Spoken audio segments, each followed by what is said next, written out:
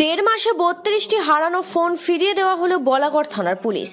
হুগলি জেলার গ্রামীণ পুলিশের বলাগড় থানার বিভিন্ন জায়গায় মানুষ তাদের ফোন হারিয়ে ফেলেন। বিভিন্ন জায়গা থেকে পড়ে থানায় অভিযোগ করা হয়।